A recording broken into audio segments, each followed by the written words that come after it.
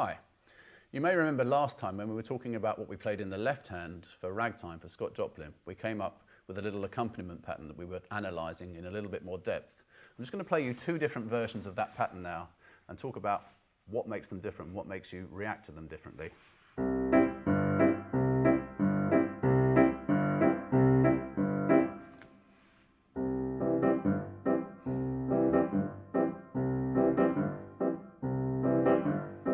So essentially all C major again, but different styles. When you hear this first one, there's something almost comedic about it. Straight away we're in that sort of black and white silent movie, ringmaster type thing. As a circus, something's going to happen, some kind of light-hearted cabaret.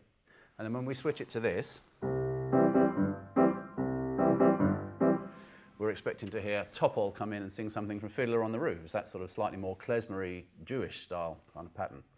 So very simple things, but what makes them so different? What makes you react to them differently? Listen again. We've got a medium dynamic.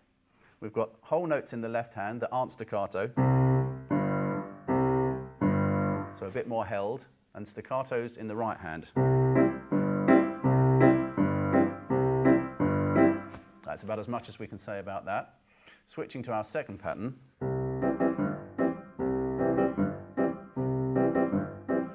Well, we've changed the rhythm, so we're putting quavers or eighth notes in our right hand. Left hand hasn't changed that much. Dynamics, we're in louds and softs. We're probably slightly softer than we were first time. So we've got a slightly different rhythm, but there's a bit more than just, I'm not playing everything staccato. It's a bit more subtle than that. Listen again. They're almost slurred into each other. So the first one is long, the second one is short. Put it together. So those little details are crucial to setting up a style. Those things, slightly different dynamic, changing your louds and softs, thinking about how you're articulating the 1 and 5, the big notes in the bass. And although we're just changing the rhythm, which obviously has some effect, just the way that you play those quavers. Now, another one.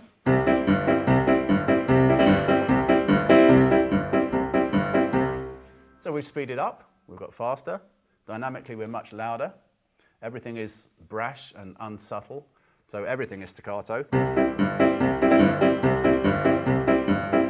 I've got my beer on the sideboard here. Chaz and Dave, that kind of pub piano style. You can hear all these things, but it's kind of analysing those details as I keep hammering this kind of little message, which makes the difference.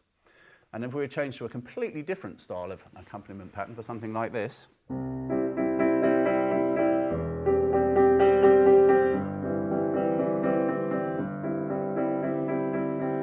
That's the kind of intro you might expect to a Schubert song. Again, exactly the same harmonically. But what is making that instantly? We're moving back through the centuries, something much more classical, putting you in a different frame of mind. So let's listen to this.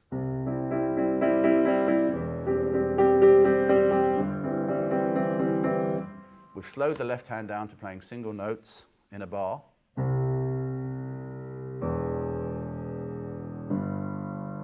we've got a little quaver pattern growing out of that. And the more astute of you may have noticed that it's not just repeated quavers, they are growing in volume. So we're starting a bit quieter, moving into louder.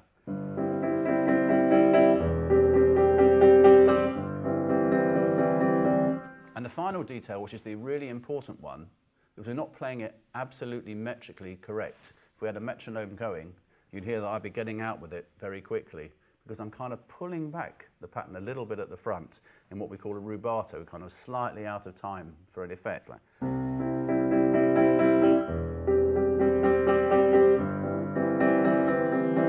So we're accentuating, we're growing in dynamics, and we're also sort of growing, coming back to the tempo from a little tiny hold up at the front, and that has a very big effect. So when you hear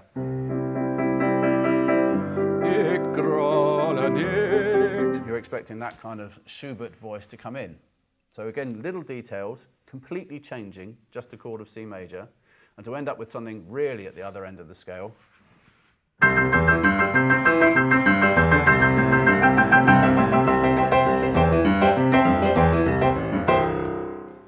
1950s, Jerry Lee Lewis, rock and roll, So what are we saying there? We've changed the left hand completely, made it much more busy, and this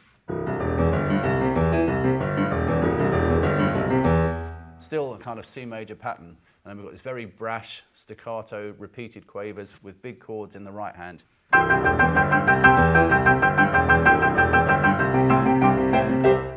That's going on. That instantly puts you in the thing of rock and roll. A little syncopation there you heard, as in our old ragtime friend.